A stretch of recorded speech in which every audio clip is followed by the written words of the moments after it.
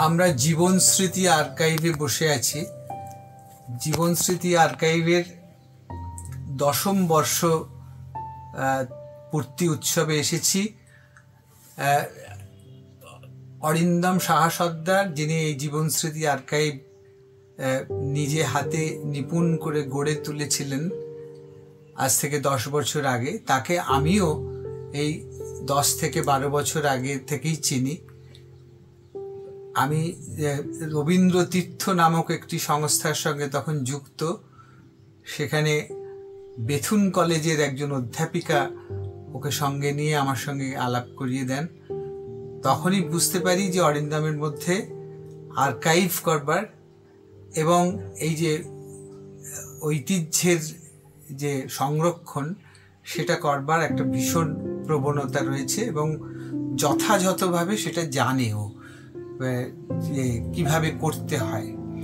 এবং তারপরে আমাদের রবীন্দ্র তীর্থ এবং নজরুল তীর্থ যখন নিউ টাউনে গড়ে উঠছে, তখন আমি অরিন্দমকে অনেক রকমের ছোট ছোট কাজ আমরা যেগুলো তৈরি করলাম, যেমন একটা ছবির এক্সিবিশন করলাম রবীন্দ্রনাথের গান নিয়ে, সেটা অরিন্দম আমাদের সাহায্য করেছিল।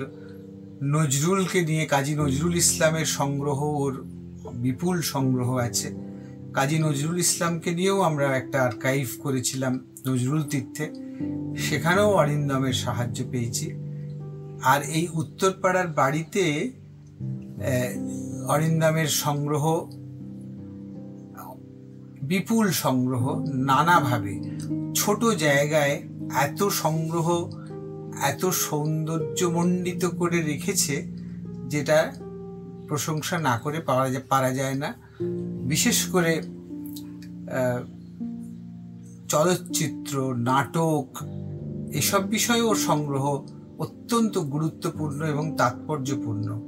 বহু গবেষক, বইপত্র তো রয়েইছে, পত্রপত্রিকা, বই, এসব তো রয়েইছে, কিন্তু সিনেমা এবং নাটক এটার উপরেও যে সংগ্রহ রয়েছে সেটাও অত্যন্ত তাৎপর্যপূর্ণ। বহু গবেষক সেই সব তথ্য চাইছেন।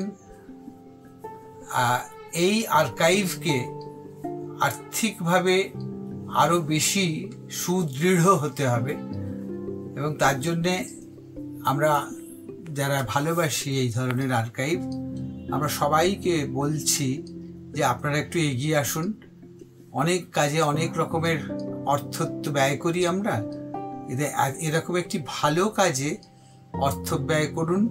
আমরা জীবন স্মৃতি আর্কাইভের পাশে এসে যদি সবাই দাঁড়াই, তাহলে এই আর্কাইভকে আরও একটি উন্নত আর্কাইভ হিসেবে গড়ে তোলা যায়। আর্কাইভের নিজস্ব অর্থ তৈরি করবার যে একটা উপায়, সেটার কথাও ভাবা হচ্ছে। যে বিদেশে যেমন আছে যে আমরা পেমেন্ট গেটওয়ে দিয়ে আর্কাইভে অ্যাক্সেস করি এবং সেগুলো সেই আর্কাইভের জিনিসপত্র ব্রিটিশ মিউজিয়াম থেকে, ব্রিটিশ লাইব্রেরি থেকে আমরা কলকাতায় বসে পাচ্ছি অর্থের বিনিময়ে। অরিন্দম সেই ধরনের রেভিনিউ জেনারেশন, মানে নিজস্ব যে রেভিনিউ জেনারেশন করছে, করবেও। সেই কথা মনে রেখে যদি কেউ এগোন, এখন সর্বত্র বলা হচ্ছে যে তুমি নিজে কি করছো সেটা আগে জানাও, তারপরে অর্থ দেব। তো সেই নিজে কি করছোটাতেও আমরা চেষ্টা করছি, অরিন্দম চেষ্টা করছেন, জীবন স্মৃতি আর্কাইভ চেষ্টা করছে যে একটা নিজস্ব রেভিনিউ তৈরি করবার, গড়ে তোলবার। তার ফলে অন্যদের সাহায্য যদি সেই রেভিনিউয়ের সঙ্গে যুক্ত হয়, তাহলে আর্থিক দৃঢ়তাটা বাড়ে এবং এই আর্কাইভের সমৃদ্ধি লাভ হবে। এ ব্যাপারে কোনো সন্দেহ নেই, যদি সেই আর্থিক সাহায্য করতে সকলে এগিয়ে আসেন।